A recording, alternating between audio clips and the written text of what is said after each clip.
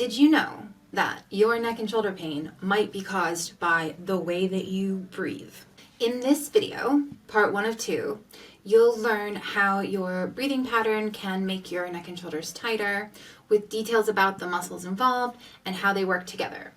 So this first part is perfect for anyone who wants to understand the muscles and the mechanics of breathing and why the way that you breathe can impact your neck and shoulder pain. And then in part 2, the next video, I'll explain to you how you can test for yourself if this is what you're doing, and then the things that you can do to fix it.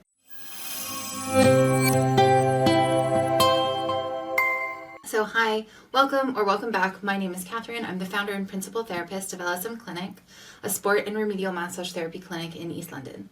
In this channel, I share information about how the body works and muscle care so that you can live your life and enjoy your favorite activities as close to pain-free as possible. If you like this kind of stuff, I would love it if you would like it. Subscribe. You can sign up to my email list if you'd like to get self-care tips emailed straight to your inbox 3 times a month. And definitely let someone know if they have neck and shoulder pain so they can watch this video. So let's talk about neck and shoulder pain. So most of the time when we see people with neck and shoulder pain, it's the sides of the neck, the back of the neck, the tops of the shoulders, sometimes between the shoulder blades, but that's not so much for this video. We also see that they have trouble rotating their neck. They feel compressed in the neck. Sometimes when they turn their head, they can feel a crunchiness. And this can all be linked to your breathing patterns.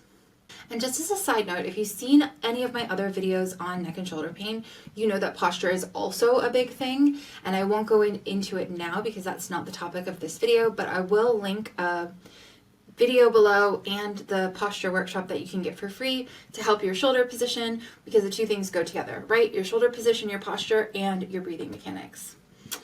So let's talk about breathing basics, right? How are you ideally supposed to be breathing? So your primary muscles of respiration are your diaphragm and your intercostals. So your diaphragm is going to be somewhere over here, and the intercostals are going to be somewhere over here. Now you can see that the diaphragm is shaped like a dome, and that dome, that's when the muscle is relaxed.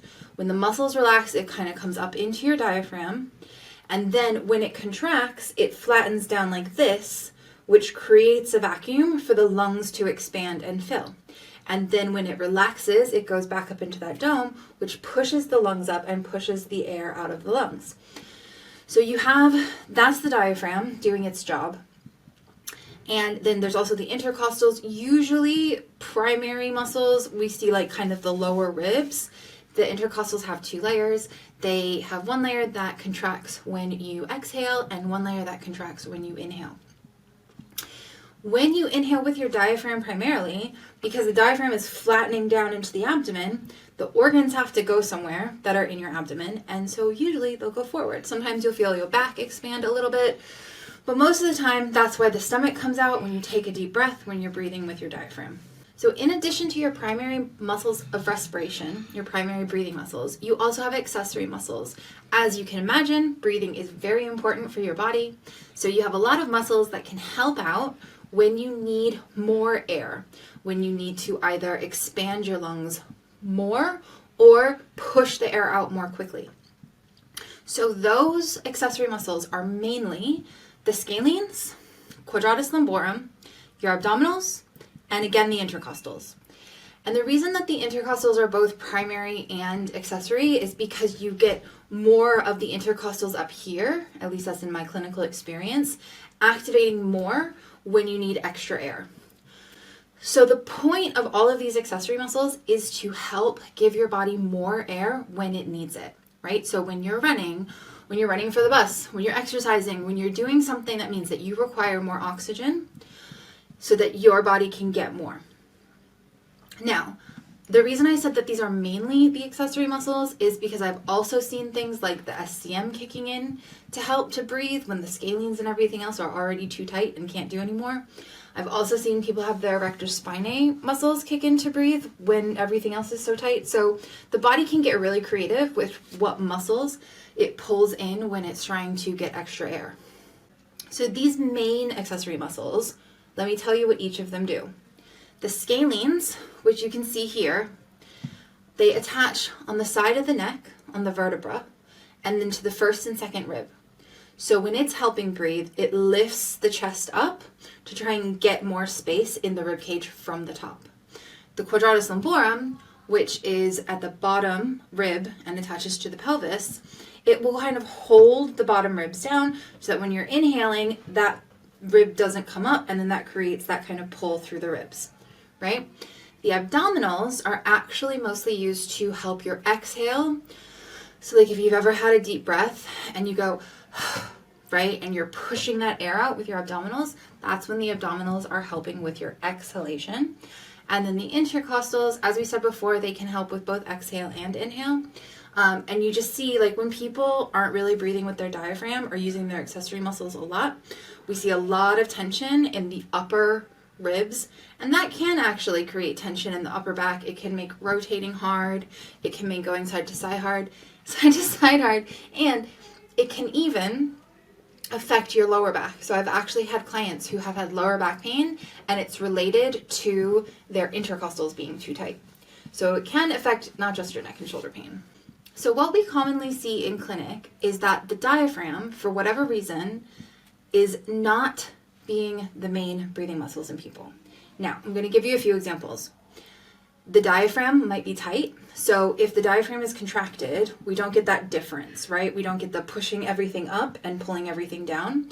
So because you don't get that difference in the vacuum, other muscles have to come in to try to help. Or people are hunching, right? They're bending over their desks, they're kind of squishing everything. So the diaphragm might try to come down, but because the organs can't go anywhere because everything's already so squished, the diaphragm can't make any room. So other muscles try to help with the breathing. Or you can have some stickiness around the organs, like the fascia around the organs, that creates some resistance when the diaphragm starts to push down in it. If you've ever taken a deep breath and felt like a kind of ache in like the lower part of your rib cage and your back on either side, sometimes that's an indication that there's something kind of stuck there and that your diaphragm doesn't want to push into it. Or you can have the ab muscles being so tight that the diaphragm has trouble pushing against it. So you can imagine if the abdominals are so tight that they're like this, and the diaphragm is coming down and trying to push the organs out, but because of how tight the abdominals are, there's no give. Well, where's the diaphragm going to go, right? Because those abdominals aren't giving them any space. Or people will be so stressed or depressed or feel unsafe that they tense and they hold their stomach, and so then the diaphragm has nowhere to go, right? So these are all reasons why the diaphragm will stop working, stop being called upon to do your breathing for you. And usually the first muscle or the most active muscle to take over is the scalenes. Now, as we said before, the scalenes attach to the sides of the neck and the top of the rib cage. And so when you inhale and your chest lifts, you're usually using your scalenes. Have you ever been in a job where you were a support person? So you were only supposed to kind of like pitch in and help out with extra tasks here and there. Definitely not your job to do the whole thing for the person. But that person that you were helping basically just stopped doing their job and you had to do all of their stuff in addition to yourself. If you've been in this situation, you know how overworked and exhausted you will feel very quickly. And that is what happens with the scalenes. If the scalenes go from being a helping muscle for the breathing to the primary driver for your inhale every single time, they will become tight very quickly. And just imagine what tightening the muscles here will do, right? It will start to compress the vertebra. And especially with the anterior scalene, it will pull the neck forward. It can make rotation difficult. It can kind of go up into the head because the fascia from the neck goes up into the head. And because there's that stretch and pull from the scalenes, the body can feel that pull and it will go, oh, I don't like this pull. So it will lift up the shoulders to try to take the pull away that it's feeling in the scalenes. And then that's another way that you get the top of the shoulders so tight. Even just having the anterior scalenes be tight will pull the head forward a little bit and create a lot of work for the rest of this. So that is how your breathing mechanics can end up leading you to having tight neck and shoulders and neck pain and top of the shoulder pain. So now that you know about breathing mechanics and the muscles that are involved and how it happens that you go from breathing with your diaphragm to breathing with your scalenes to having neck and shoulder pain, in part 2, I'm going to explain to you how you can test to see if this is you, if you do this, and give you some techniques and things that you can do, both getting help externally and that you can do on your own to start to address it. Now, in the meantime, if you'd like more information, I do have the desk worker or the desk posture workshop to practice your posture. I have an in-depth neck and shoulder pain guide that's available in paperback and ebook, and I'll put the link below. But subscribe, like, share, and I will see you in the next video.